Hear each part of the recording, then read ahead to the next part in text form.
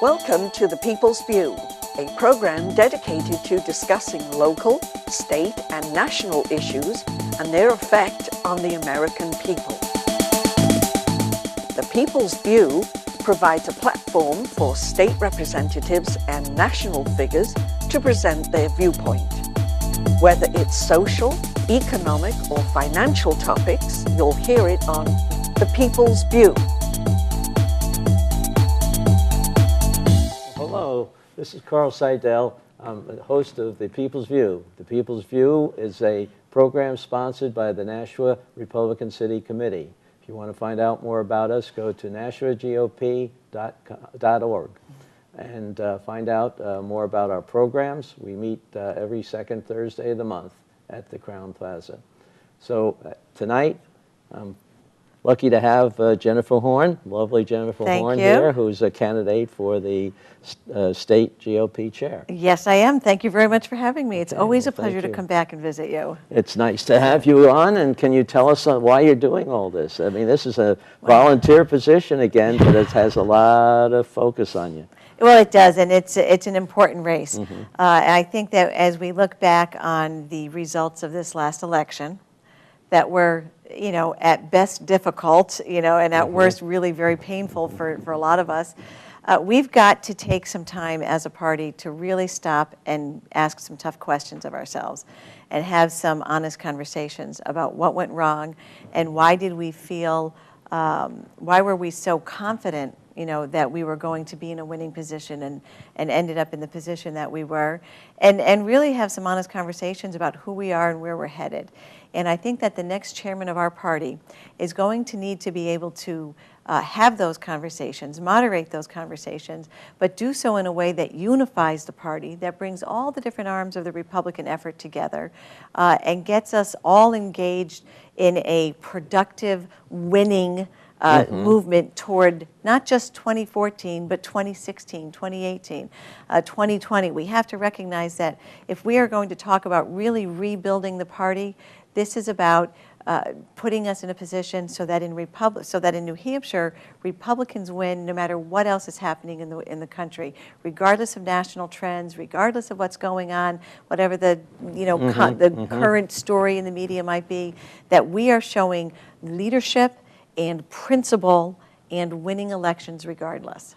Well, the opposition had really developed a good program for getting their voters out. Sure. Voters who hadn't been voting, well, rarely voting, let's say, in the past. Right. And what do we do to combat that? I mean, about 68%, I think, of the state voters came out to vote, which is almost... Which is a good thing. First of all, we should embrace that. That's a great thing. We want citizens to vote. We want them to be engaged and educated, and we want them to participate in that process. And there's no question that in this election, the other side outmaneuvered us on the ground. They had a get out the vote effort and structure in place that surpassed ours. And that's one of the many things that we need to do.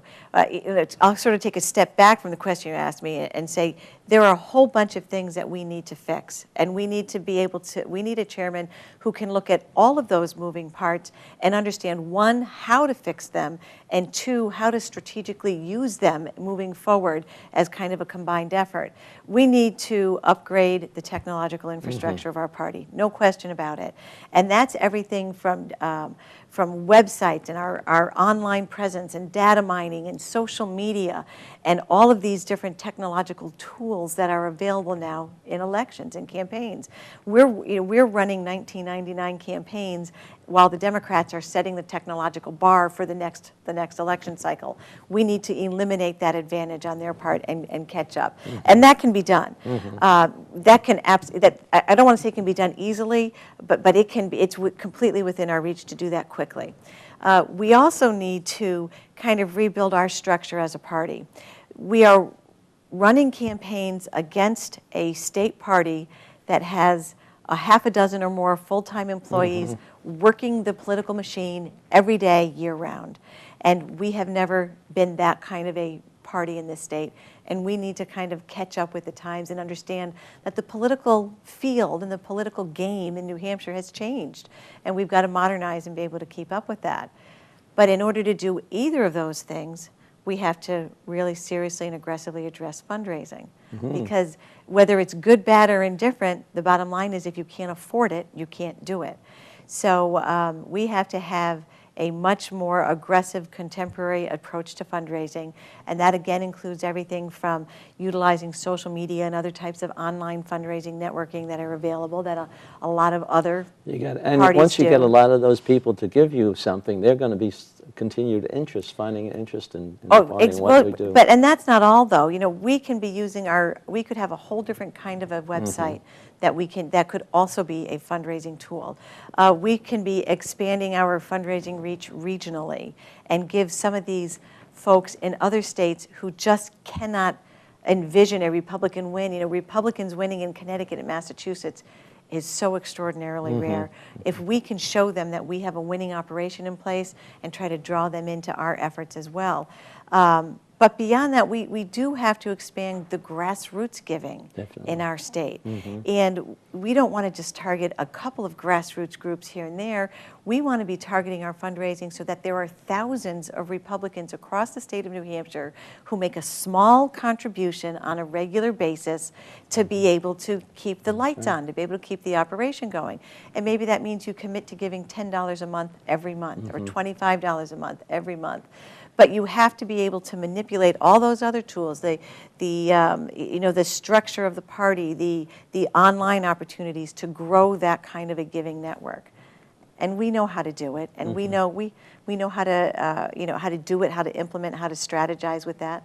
We need the funds to be able to. Well, a lot of that you were function. doing in We the People in the last year or so. Yeah, it's actually been almost, I think, 2 years, and I have loved what we've done with We the People. You know, we started this organization. It's for the purpose of educating the public and drawing more citizens into the political process.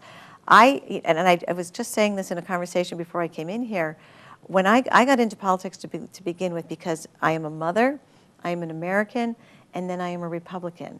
And I'm a Republican because I believe that those values, those core principles, are what's going to help my children have the America that I grew up in and that my parents fought so hard to preserve for us. And with We the People, that was an opportunity to educate people, to engage them in that process, to keep that political democratic system strong. And we were very successful. We held a number of educational type of events, like our Freedom Forum and our Debate the Debate Night, which was a lot of fun. But we also held 5 or 6 town halls with presidential candidates and at each of them had 300, 400 people show up to learn more about the candidates and to get them to know them better. Get the word out. Communication has been one of the things we fell down. And I have to tell you, we extended an invitation to the Obama campaign as well to participate in that process. I think that when people have the opportunity to see it up close and to get involved and to ask the questions, that we can educate them and draw a bold distinction that shows the differences. As far as the chairman's race goes, we talk about the differences. One of the most important responsibilities of the chairman is to be able to articulate with passion and clarity the Republican message. And we need to be able to do that in a way that personally touches the people who vote. It's not enough for us to have these high-minded debates amongst ourselves as folks who are active in the party about limited government and how much government is too much government. We have to be able to translate those principles so that the single mom down the street who's raising 3 kids can say, oh, that's what I need. That makes sense for me. So that the small business owner who's trying to grow his business and expand and open up a second operation somewhere can look at the Republican leadership and say, they're fighting for me. That's the kind of leadership I need. We weren't successful in doing that in 2012, and we need to be in the future. Well, some people say we shot ourselves in the foot a couple times, and that's a matter of maybe applying discipline to the party organization so that people don't, if they get mad at something or other, don't just come out and say the first thing that comes to mind. Well, we have to I think that one of our strengths is the fact that we have such a broad spectrum of political philosophies that are drawn to our party. I think that's good. I want to see a Republican Party that can draw more people to it. But we don't do that by changing who we are as Republicans. We do that by boldly drawing the lines of differences between ourselves and the Democrats. And when you talk about whether it's party discipline, I prefer to look at it as party unity. There are all a better different, word for it. I different agree. ways. We need all these different arms. We need the Liberty Republicans. They stand for what is right and good, and share many of the core values. We need the conservatives. We need the longtime traditional Republicans. None of those groups by themselves represent enough voters to win an election. And so what we need to do is build an effort that is based on those core principles that we share in common. Because, and this is where maybe there are a few folks who might veer off and say that they disagree with me. But ultimately, we have to win elections. It is the idea that, the idea that we could have a party that consists of just a few hundred or a few dozen super pure, super perfect, we all agree 100% on every single issue, and have any sort of influence on what the future of our country is going to look like is false. You know, in order to influence policy, in order to provide leadership so that we can preserve for our children the America that we all hold dear and want to preserve, you have to be in a position where you influence policy and can show leadership. The primary responsibility of the chairman of any political party is to get candidates from that party elected. And anyone who thinks otherwise doesn't understand what the job is all about. We want to elect good Republicans, strong Republicans, Republicans who understand that they have an accountability to their community, who understand that as a party, we are working for the people. We are not some kind of insulated, tiny little group of elite who get to, debate politics with each other. We have a responsibility, whether you're the chairman or on the executive committee or any other position within the party, you are just as accountable as if you were elected as a state rep or a state senator. We function and we exist for the purpose of making our community that we live in a better place. Well, I agree with you there. I think the Republican Party has been misrepresented. We have a much bigger tent than the other party. We do have all these different views. And participating in the last 4 years up in Concord, I can see that we really have some very good discussions up there. And the voting record, as many people can see, deviates a lot. We don't have 100%. I don't think that that's a good thing either. We do have people that do back off, but I think that's where they should limit their discussion of it. We don't want to tear the party apart by having the arguments out in the open. Have them in If we're private. talking about being successful as a party, then you're right, we have to have those. There are some conversations that don't belong on the front page of the newspaper. And there's nothing secretive about that. The Democratic Party in New Hampshire has a breadth of opinions as well, but they don't fight in public. And for some reason, we seem to do that more. We seem to do that more. And we need to bring a little bit of self-control to how we have those conversations and where we have those conversations. But those are very important conversations to have. You talked about the last 2 years in the State House. I feel like that's kind of the perfect example of how, as a party, we lost control of our message. When I look back at the last 2 years in the legislature, I see Republican leadership that balanced an out-of-balance budget, that eliminated a $900 million deficit, that lowered taxes for all Granite Staters, that eliminated what were intrusive regulations and allowed businesses to have the opportunity to grow, which led to hiring a few more of our neighbors across the state so that they could have jobs and take care of their family and have money that they could turn around and spend in their community. That's a great record. We accomplished, our Republican leadership accomplished a great deal. The fact that voters weren't thinking about that on Election Day means that we failed. It doesn't matter, it's not one person, it's not one particular body or group, but as a party we failed. We didn't bring it all the way home. We didn't educate the voters at all enough. We did not retain control of our own message. Yeah, no question. Well, one of the things, although 68% of the people who were eligible voted, that's over 30% more people. Maybe we ought to go after some of those. Well, absolutely. You know, when we talk about building a new database, a voter ID database, it should include every person out there who's a Republican, every single person who's an undeclared. And let's start trying to build a database of folks that are not registered voters. Our voter registration effort should be a year-round event. It should be a year-round effort, not just in the last couple months leading up to Election Day. And that's part of what I mean about building an operation that functions independently of the RNC, independently of Washington, independently of all the different influences that are outside of our control, so that we have all the knowledge we need in our hand, the most reliable, dependable database possible that we have control of, so that we can start identifying those folks out there who really do, agree with us, and we haven't done a good enough job expressing that so that they know they do.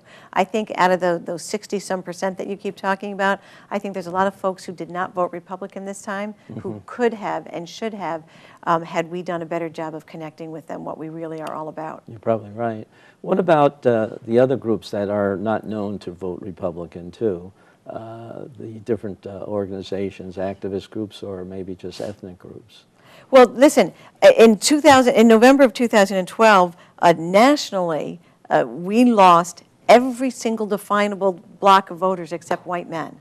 So, when you ask me that question, gee, there's a whole bunch of, we lost women, we lost minorities, we lost young people, we lost the elderly. And that doesn't make sense to me because, and I know there's, Democrats out there going, it doesn't make sense to you. Here, I'll tell you why. But listen, the Republican Party, and I'll use the elderly as an example. The Democrats were very effective at convincing the elderly that if they voted Republican, you would lose Medicare. Our message out of the gate should have been save Medicare, vote Republican. Because the Ryan plan, the Romney plan, the Republican plan was always about preserving Medicare and then creating an option that would allow it to continue to function for generations to come. The Democratic plan was always that we don't have a plan, it's going to go dry in 5 years or 10 years. What are we going to do? That's not the message that we got out there. That's not the message that the voters got. So, so we have to, if our policy and our principles and our suggestions are the ones that will actually address the challenges and the problems that folks are facing today, we have to be able to articulate that to them. We simply didn't do it. What do you do when you have a media that doesn't actually pick up any of the things that you are trying to get out there and get the message across? Right. Well, I know there's a lot of talk amongst, especially amongst, conservatives. They feel like the media is against them, and there is no question. Even nonpartisan organizations that track media stories will tell you that there is a bias in the media. That ABC in any given block of time will run 120 anti-Republican stories and 2 pro-Republican stories, and 75 pro-Democrat stories, that sort of thing. So so we know that exists. You can't change it. There's nothing, you can't make it different than that. So our job is to overcome it. And the way that you overcome it is by being articulate in your message, by finding other ways to communicate with voters, and by being able to take advantage of the time that you do have with the media, understanding that you're only going to get 30 seconds, and you have to be able to get to the heart of what you're talking about like that. And to give them a statement, the other thing that it requires is message discipline. With all due respect, there is no reason in the world why some of the things that came up during this election should ever come out of the mouths of Republicans to begin with. We have to be disciplined in our message. We have to say what we want the voters to know and drop it. And that's where this is it. This is the issue. Here's where we stand. We have to be very disciplined in how we communicate. Because they always seem to pick up the little things. Well, sure. I mean, everybody in the world, Democrats and Republicans, say things off the cuff. They say things that they think are funny that really are not. They say something meaning one thing that can now those words can be cut up and misconstrued. And the media are great at that. And politicians are great at that. The other side is always going to do that. So we have to be much more disciplined in the way that we message, and we have to be willing to go after them. I look forward, if I am lucky enough to be chosen to be chairman, I look forward to going toe-to-toe with Ray Buckley on a regular basis.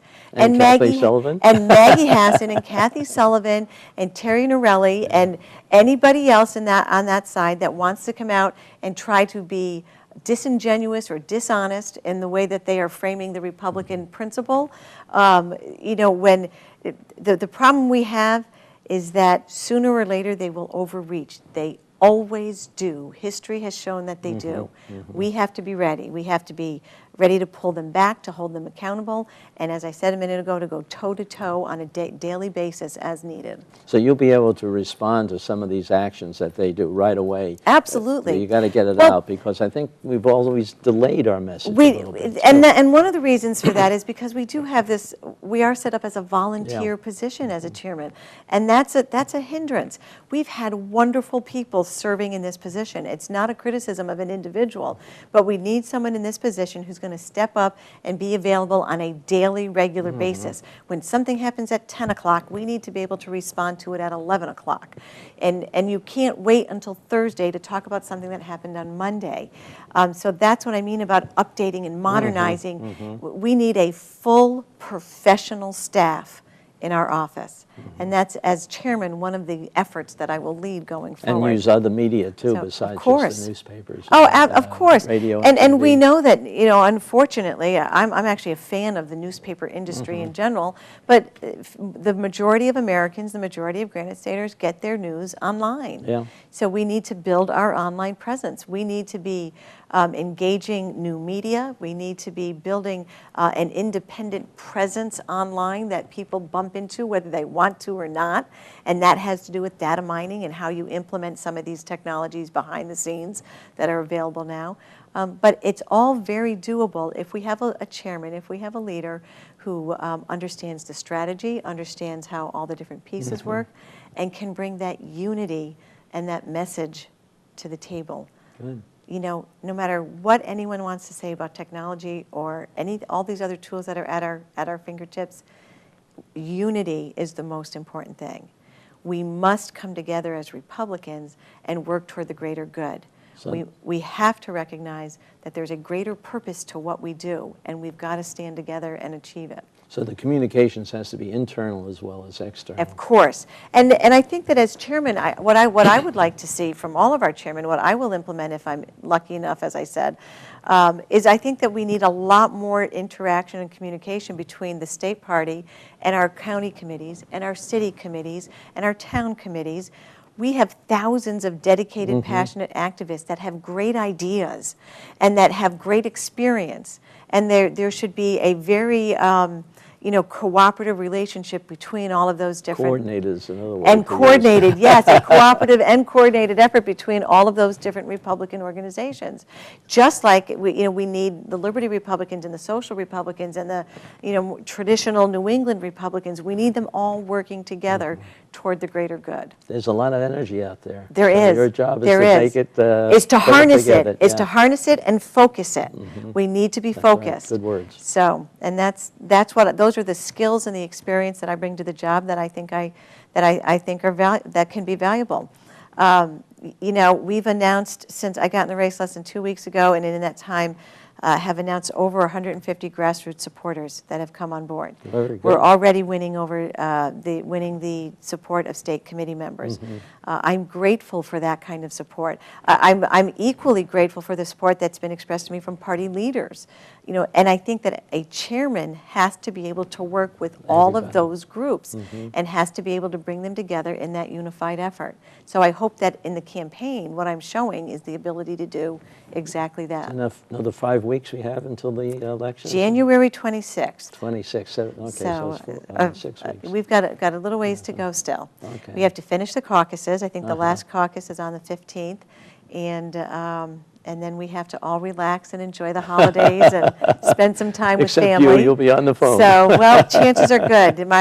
My children are feeling like I'm on the phone more now than I was when I was running for Congress, and I'm thinking that might be why those congressional races didn't go the way I wanted them to. I don't know. Well, I think you have the experience that, and the drive. I can see it in you that this is a passion. Carl, I'll say it again. I'm a mother. I'm an American. I'm a Republican. It is the values and the principles of our party that our founding fathers built our nation on to begin with. And it's when we have led by those principles that we have had an America that is free, that is prosperous, and that offers unlimited opportunity to all Americans.